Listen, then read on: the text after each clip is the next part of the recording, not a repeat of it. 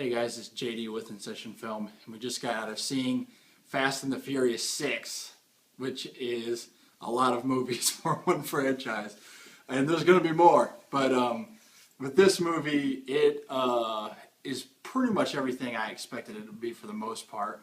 You're going to go into it, there's going to be lots of action, there's lots of crazy over-the-top stuff, and there's lots of dynamic in terms of the relationships with the characters.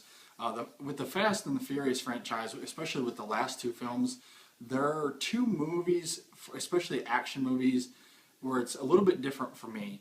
I really love how they piece together the stories. I love the characters. They're very interesting to me. There's lots of emotional and relational issues that go on between a lot of them. And I love that with this film and with the last one. Those pieces of it are great to me. This movie had lots of humor. It was very well written. It was very witty. It fit the characters perfectly, and it was great. As far as the action sequences, there was lots of great camera movements. The cinematography in terms of the car chases and when they're driving the cars is fantastic. The thing that I cannot get on board with, and I was on this with the last one, is the crazy over-the-top action sequences that are too unrealistic. And for a film like this that's sort of somewhat mostly based in reality, some of these are just way too far.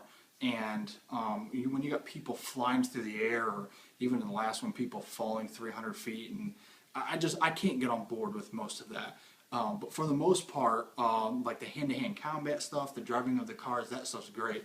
And like I said, the characters are just amazing. So overall, this is actually a really good film. I had a lot of fun with it, which was the biggest thing with these films, is having fun with it. And I did. The bad guy is fantastic. And I can't wait for Nate to talk about it on the podcast this weekend. He absolutely loved it. So, he was really great, and we'll talk about that more. But for the video review, I'll have to think about it more, but I'll probably give it about a B+. I still enjoyed it, even though I had issues with it, so it was very good. Be sure to check out the full review on our website at InSessionFilm.com. I'll try to have it up in the next day or so. And be sure to check out Nate and I this weekend on the podcast, as we'll go into lots more details on it. So be sure to be on the lookout for that. And also, extra film segment, we'll be going over DreamWorks' new movie, Epic. Nate will be doing the review for that this weekend also. So stay tuned for all that. We'll see you guys at InSessionFilm.com.